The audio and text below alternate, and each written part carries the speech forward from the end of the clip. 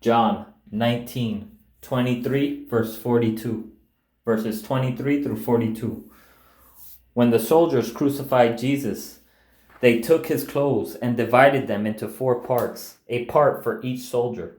They also took the tunic, which was seamless, woven in one piece from the top. So they said to one another, "Let's not tear it, but cast lots for it, to see who gets it."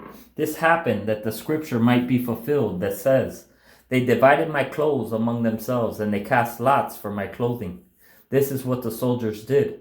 Standing by the cross of Jesus were his mother's sister, Mary, the wife of Clopas, and Mary Magdalene. When Jesus saw his mother and the disciple he loved standing there, he said to his mother, "Woman, here is your son." When he said to the disciple, "Here is your mother," and from that hour the disciple took her into his home. What does that mean? That means that he was taking on his mother as if she was his own mother.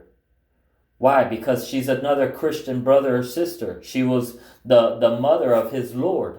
So he loved her just as he loved his own mother. Just like Jesus says, "Who is my mother, my brother, and my sister? For anybody that does the will of my Father in heaven is my mother, my brother, my sister." Then he said to the disciples, "Here is your mother." And from that hour, the disciple took her into his home. After this, when Jesus knew that everything was now finished, that the scripture might be fulfilled, he said, "I'm thirsty." A jar full of sour wine was sitting there. So they fixed a sponge full of sour wine on a hyssop branch and held it up to his mouth. When Jesus had received the sour wine, he said, "It is finished." Then bowing his head, he gave up his spirit. Since it was the preparation day, the Jews did not want the bodies to remain on the cross on the Sabbath, or that Sabbath was a special day, for that Sabbath was a special day. They requested that Pilate have the men's legs broken and that their bodies be taken away. So the soldiers came and broke the legs of the first man and of the other one who had been crucified with him. When they came to Jesus, they did not break his legs, since they saw that he was already dead. But one of the soldiers pierced his side with a spear, and at once blood and water came out.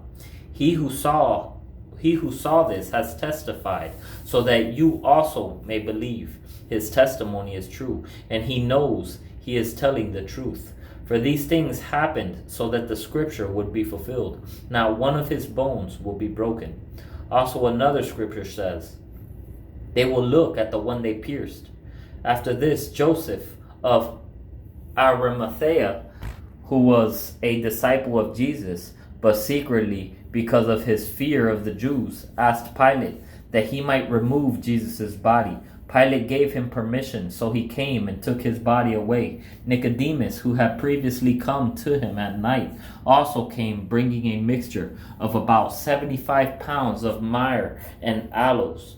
They took Jesus' body and wrapped it in linen cloths with the fragrant spices, according to the burial custom of the Jews.